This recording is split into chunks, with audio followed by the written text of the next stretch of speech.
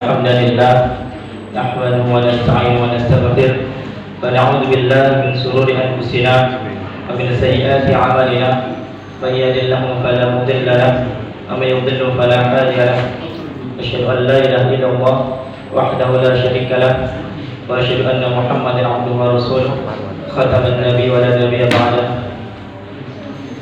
قال الله تعالى في كتابه الكريم أعوذ بالله من الشيطان الرجيم بسم الله الرحمن الرحيم يا أيها الناس اتقوا ربكم الذي خلقكم من نفس واحدة وخلق منها زوجها وبث منهما رجالا كثيرا ونساء واتقوا الله الذي تساءلون به والأرحام إن الله كان عليكم رقيبا.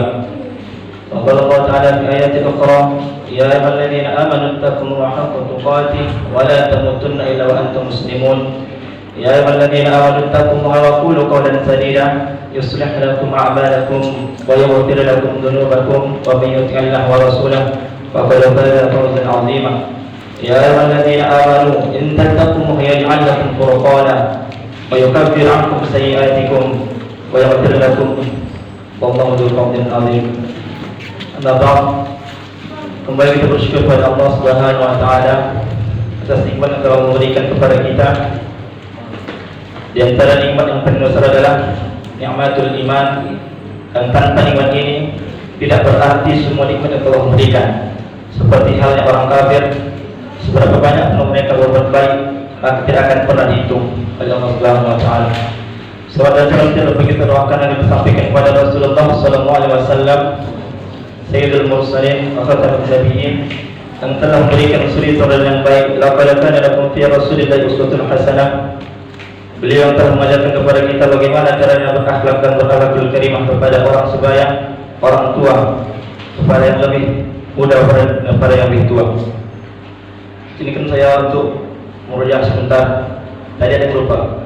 Qala rabbi anna yakunu li ghulamun wa qad balaghani al-kibar wa imra'ati 'aqir. Qala kadzalika Allahu yakhluqu ma yasha. Jadi sebenarnya saya ingin memberitahu sebentar. Saya tadi sebelum kemarin sempat melihat di handphone ayah saya lihat malam ini diisi oleh Ustaz Nabil Sujad. Sebenarnya dalam konteks bahasa Arab kontemporer sebenarnya Ustaz memang artinya seorang guru. Tapi dalam bahasa Arab ada beberapa pembagian guru. Ada yang pertama namanya mudarris. Seorang mudarris yaitu seorang yang mengajarkan kepada orang lain suatu ilmu. Setiap orang yang mengajarkan ilmu kepada orang lain maka dia disebut seorang mudarris.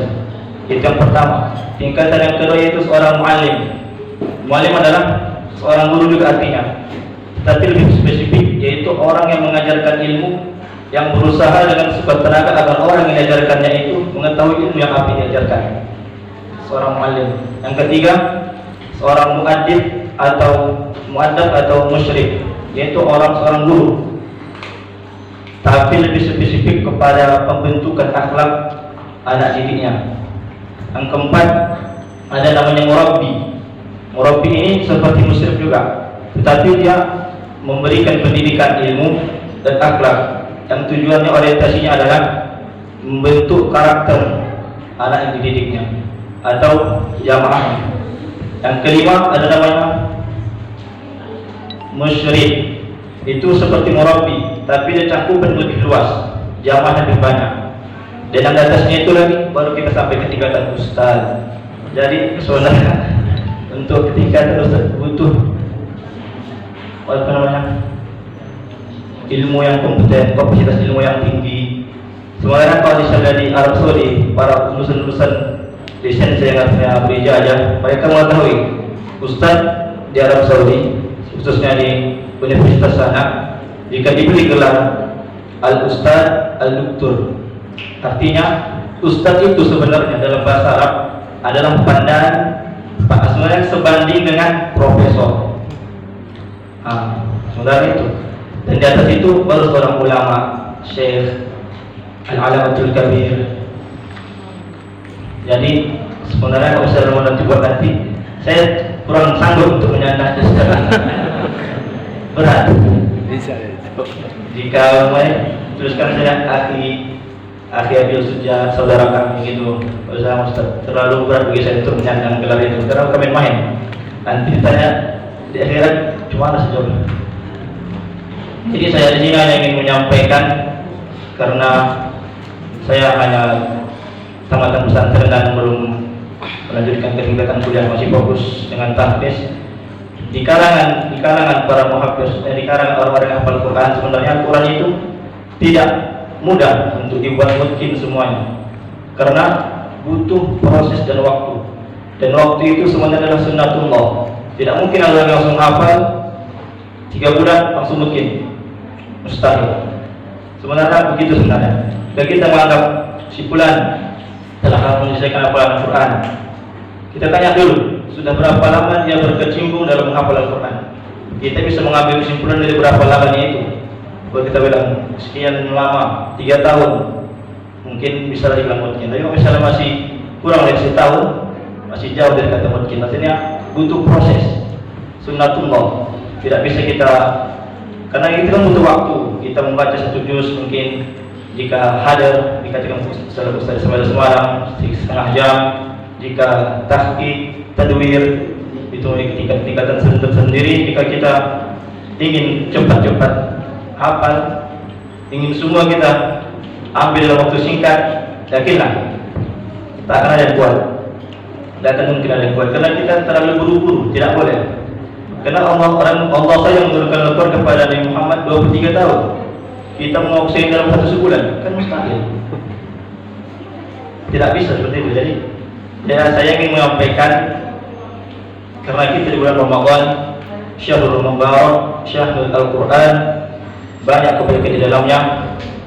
Karena demi Allah saya katakan, jika saja seseorang yang beriman di bulan Ramadan dia tidak dapat melakukan amal soleh, tidak dapat berbuat baik, maka bukan dia yang malas untuk mengerjakannya, tapi Allah yang mengharamkan dia untuk berbuat baik.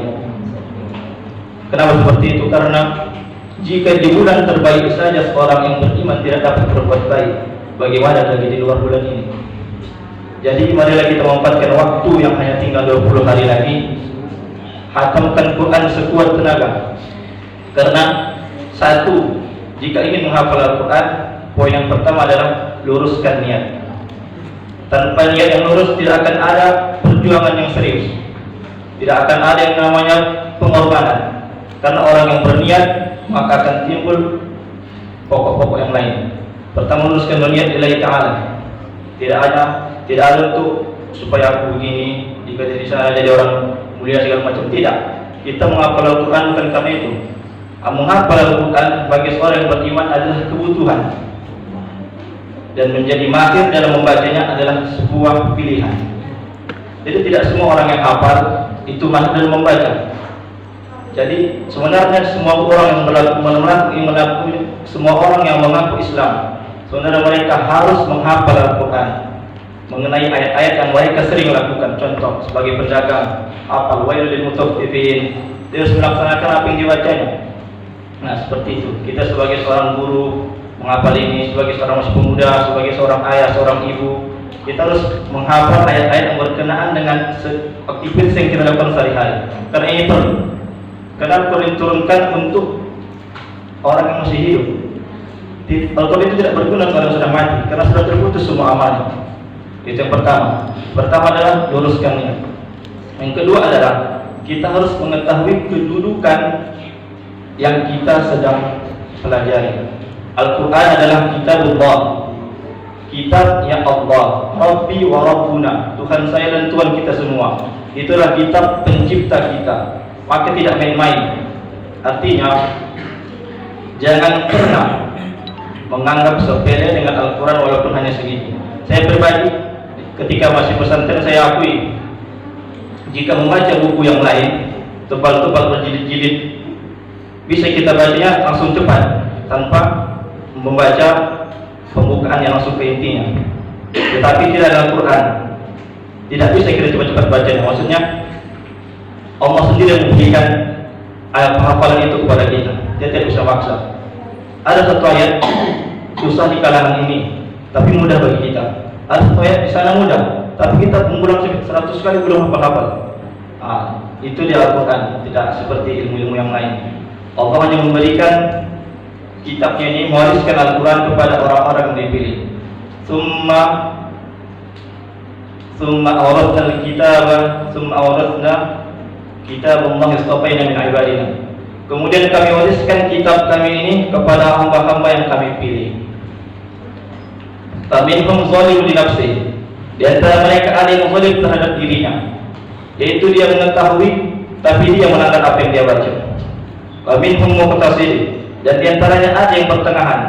Terkadang dia baik, terkadang dia melanggar apa yang dia baca.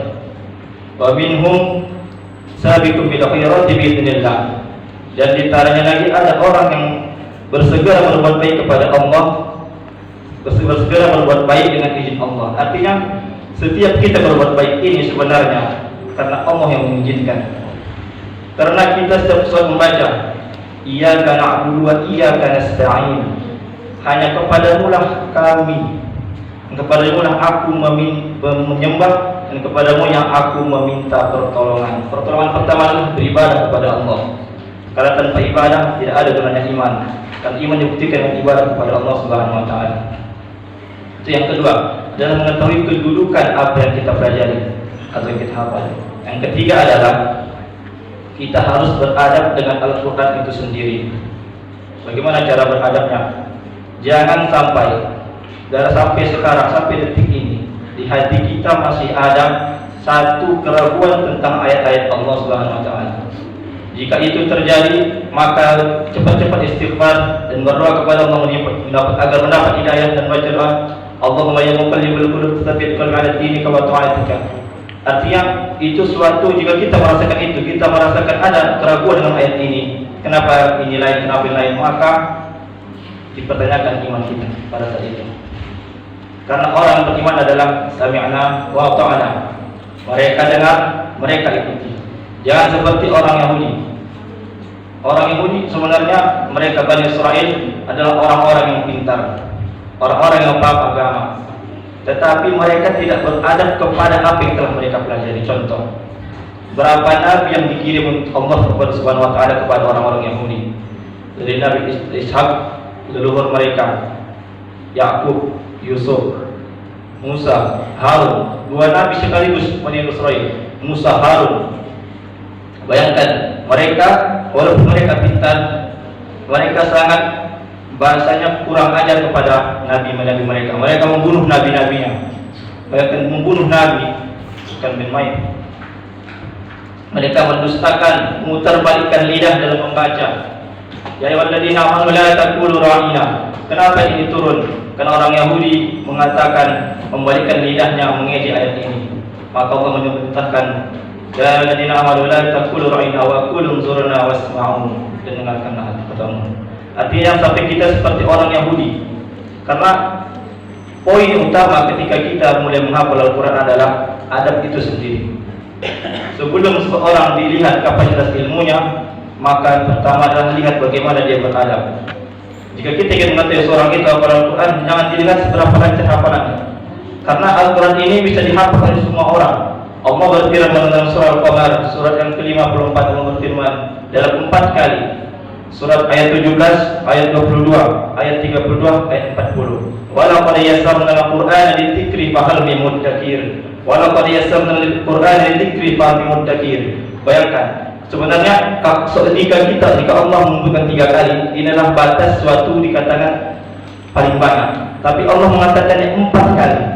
Berarti sudah, maksudnya mudah untuk dihafal. Tinggal siapa yang ingin dan memasukkan dirinya kepada menghafal Al-Quran itu sendiri. Itu yang ketiga, beradab kepada Al-Quran itu pribadi apa? Khususnya, dan keempat, beradab kepada sesama Muslim dan kepada makhluk Allah. Artinya, di antara umat Islam sebenarnya yang paling paham antara mereka tentang agama ini adalah orang-orang yang hafal Al-Quran dan paham. Tidak dikatakan orang itu bisa bertakwa kepada Allah dengan sebenar-benarnya takwa. Ya ayyuhalladzina amanu taqullaha haqqa tuqatih. Tidak akan bisa tanpa dia menghafal Al-Quran tanpa dia tahu isi kandungan Al-Quran. Karena Al-Quran itulah petunjuk. Hanya itulah petunjuk yang diberikan Allah kepada kita semua agar mencapai tingkat ketakwaan kepada Allah. Haqqa tuqatih. Berapa kali Allah menyebut dalam Al-Quran agar kita bertakwa kepadanya? Berapa kali Allah menyebut dalam Al-Quran agar kita berlindung dari godaan syaitan? Tapi terkadang kita sepele dengan hal ini. Itu yang keempat. Dan yang kelima adalah, ini dia, kita harus menentukan metode dalam mulai menghafal. Ada mulai menghafal dengan per halaman, ada per ayat, ada per baris, ada per surat, ada per juz. Sebenarnya metode apapun yang kita pakai semuanya baik, tidak ada yang tidak baik. Tapi ada satu hal yang harus kita garisbawahi adalah ketika mulai menghafal, ingat setiap ayat yang sudah kita hafal dan itu pernah kita hafal pada hari ini, maka besok hari akan kita pertanggungjawabkan. Kenapa seperti itu? Karena dirimu telah berani menghafal ayat Allah, maka kau sendiri bertanggung jawab sampai yang telah kau hafal. Artinya tidak main-main. Kita telah berani seperti sudah keluar ijazah, telah dapat menghafal menyelesaikan apa 30 juz, maka dia bertanggung jawab atas hafalan 30 juz itu. Walaupun waktu itu dia belum mungkin, maka dia harus berusaha untuk merujaknya setiap hari agar mencapai tingkat kemungkinan. Karena tidak main. Itu baru Quran, belum hadis, belum fikih, sejarah Islam, bahasa Arab, masih banyak lagi. Jadi itu tadi. Kuncinya adalah dalam menghafal Quran ini, buat suatu target. Jangan muluk-muluk. Artinya asalkan kita itu dapat istiqomah. Bagaimana cara istiqomah yang terbaik? Cuma satu kata.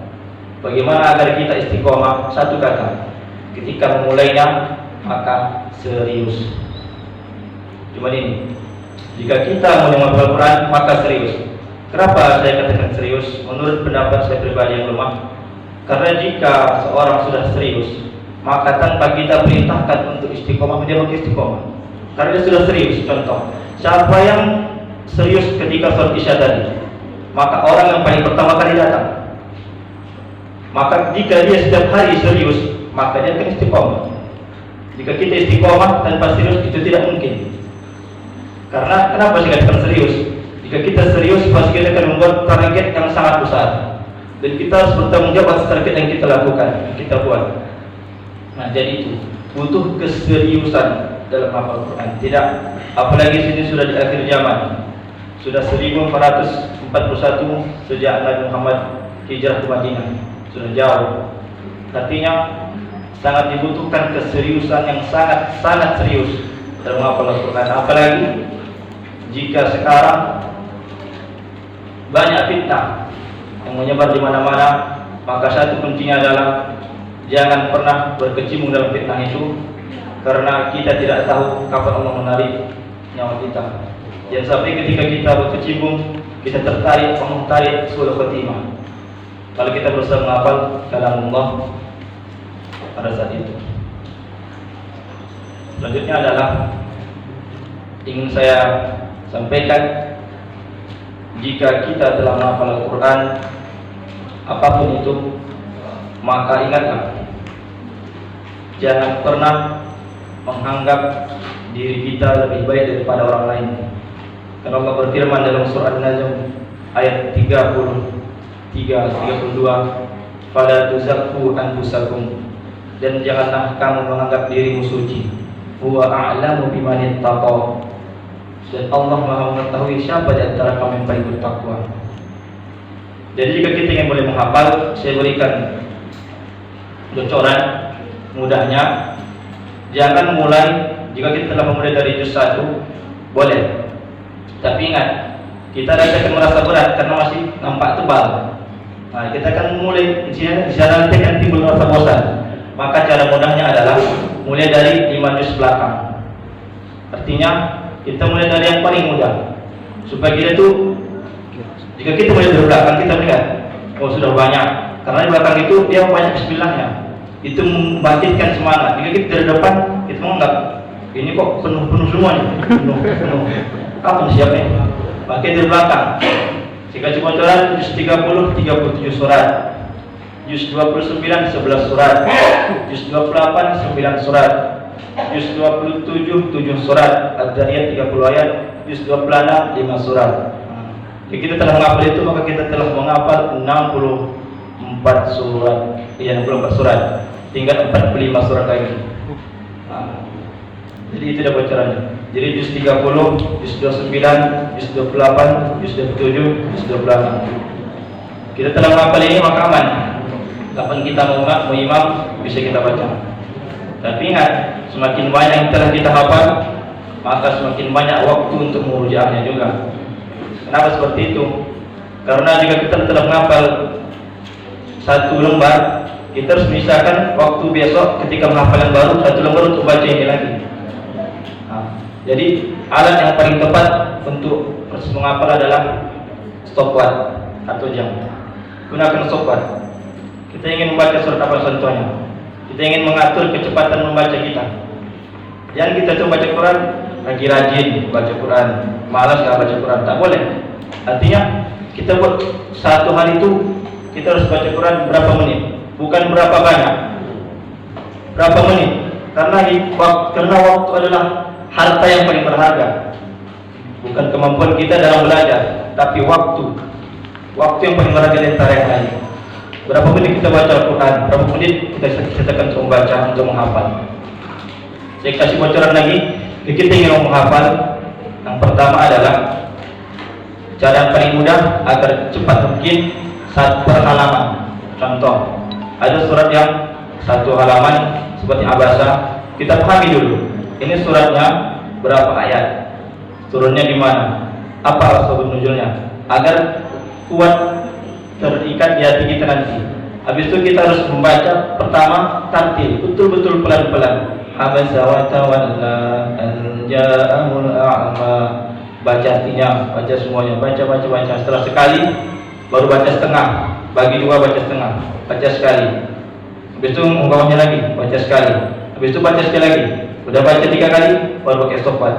Kita baca sekali lagi, berapa kecepatan kita membaca yang kesekian kali ini. Kita pakai stopwatch. Ikuti dalam waktunya, contohnya buatlah 3 menit satu halaman. Maka itu yang kita dapat hari ini. Besok kita ulangi lagi. Ketika kita telah lancar mengucapkannya, maka barulah boleh menghafal. Karena itu metode yang paling mudah.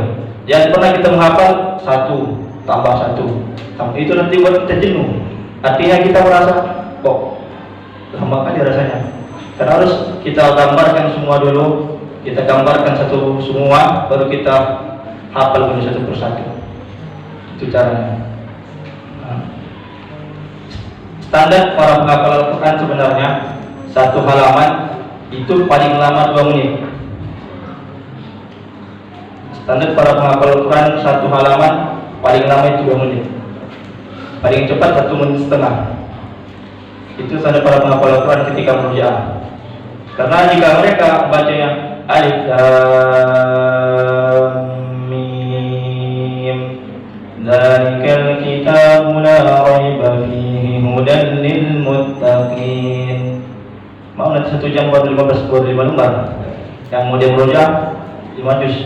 Jadi harus cepat dia buat. Makanya ada waktu dia baca cepat, ada waktu dia baca lama ketika imam. Makanya dalam kaidah itu Syekh, saya sendiri guru saya Syekh Hanafa Maulana Al-Hafidh, pewaris sanad Al-Quran yang ke-28 setelah Rasulullah SAW.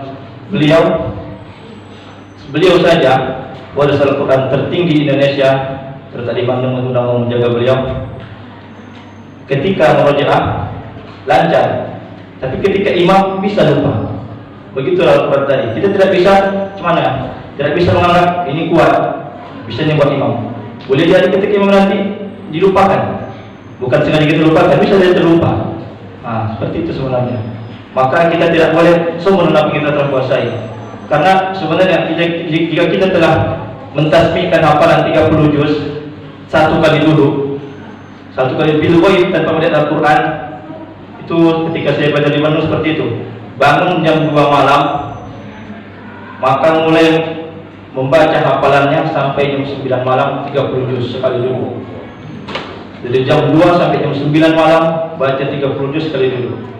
Dan perlu diketahui, jika telah dapat itu, maka dia akan diberikan syahadat telah mentasbihkan hafalan 30 juz.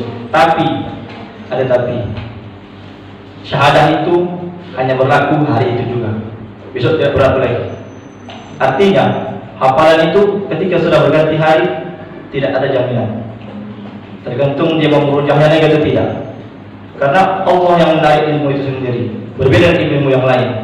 Al-Quran ini cuma ada bilang aja, dibilang berat tidak bagi orang-orang yang suka membacanya. Suka saja kita membaca Quran, nanti akan hafal sendiri. Seperti itu. Jadi mudah-mudahan di sisa-sisa Ramadan yang kita jalani ini nanti dapat kita maksimalkan semaksimal mungkin. Ingat, jika kita ingin tidak memaksimalkan baca Al-Quran, satu alatnya, stopwatch dan serius. Stopwatch berapa menit kita baca Quran, bukan berapa banyak kita baca. Waktu yang terpenting. Karena nanti kalau kita memakai berapa banyak, nanti bisa jadi kita baca ini, kita baca artinya, kita terlena sama artinya, baca terus. Ini belum kita baca, kita tengok, jam segini, ulang. Jadi baca Quran. Makanya kita punya tobat sekian target berapa menit, setengah jam. Sebenarnya itu juga kita setengah jam bagi para penghafal Quran itu sangat singkat sebenarnya. Karena baru menurujah 1 juz setengah jam. Bayangkan jika habis zuhur sampai asar, waktunya jam 2, 3, 4, 3 jam. Berarti cuma paling tidak 5 juz. 5 juz paling dia baca. Jika lebih dari itu mustahil. Mungkin bacaan itu dah terselemak lah, cuma baca. Hancur macam-macamnya, tidak sesuai dengan kaidah lagi. Jika lebih dari 5 juz dia membaca. Jadi seperti teman saya di sana, dia telah bersama Al-Quran selama 6 tahun. Dari SMP, SMA, ikut lagi di daurah segala macam. Kalau sekian mungkinnya juz 1 10 menit. Juz 1 tasbih, membaca juz 1 10 menit selesai. Itu saya dengarkan. Saya sudah berapa juz? Jam 2 mulai, subuh berhenti. Berapa dapatnya? 7 juz. 7 juz dari jam 2 sampai subuh. Subuh di sana jam 4. 3, 4, 2 jam, 7 juz. Saya kata cuma kecepatan membaca yang sebenarnya. Dia siap sebelum zuhur. Sebelum zuhur dan setelah zuhur. Maka di sana ada teman saya di sana, Allah mungkin menjaganya. Ketika dia menghafal Quran, orang-orang di sana saya pikir pertama datang orang-orang yang awam, maksudnya baru mulai menghafal. Ternyata saya tanya, kamu udah pernah menghafal? Udah. Berapa tahun? 3 tahun. Kamu dari kelas 3 SD. Ini dari kelas berapa? Kelas 6 SD, SMA, segala macam. Yang paling sedikit sudah pernah daurah 1 bulan. Saya sendiri baru mulai menghafal pesantren itu pun comot-comot waktu. Di sana baru terkejut. Rupanya kayak gini. Ada teman saya dari SMK. Itu orang mujahadah paling mujahadah. Artinya dia membaca Al-Quran, menghafal Quran ketika bangun subuh. Maksudnya jam 2 bangun, semuanya bangun. Dah. Ketika orang tidur, dia masih bangun. Orang bangun, dia bangun, orang tidur, dia bangun. Artinya kita tidak tahu kapan dia tidur. Lakin kan mujahadahnya tadi. Ketika saya tanya, namanya saya tanya sama dia, kenapa gak tidur? Belum siap target. Berapa kali ulang udah? Baru 3 kali. 3 kali baru. Awas sekali dah bos. Baru 3 kali. Maksudnya dia masih banyak menulangnya lagi. Tapi yang 3 kali itu baru dikatakannya baru. Dia mandi cuma 1 kali 1 minggu. Saking kan waktu itu berharga bagi sana. Dia cuma mandi ketika mau Jumat aja lah. Dia tidur di masjid selama 1 minggu itu dan kembali ke asrama ketika hari Jumat mau mandi. Saking kan mujahadah. Dan itu pun ketika dia tasbih sama saya, dia bertasbih tidak dapat 30 juz. Tidak dapat, walaupun begitu mujahadahnya, tak dapat. Artinya butuh waktu, butuh proses ketika menghafal ini. Maka jangan pernah bosan. Jika bosan, maka yakinlah Itu bukan kita yang bosan, tapi karena dosa yang telah kita lakukan, Allah menutup seperti itu dibaca Quran. Jadi mungkin ini yang dapat saya sampaikan. Lebih kurang saya mohon maaf, kepada Allah saya mohon ampun. Wabillahi taufiq wal hidayah.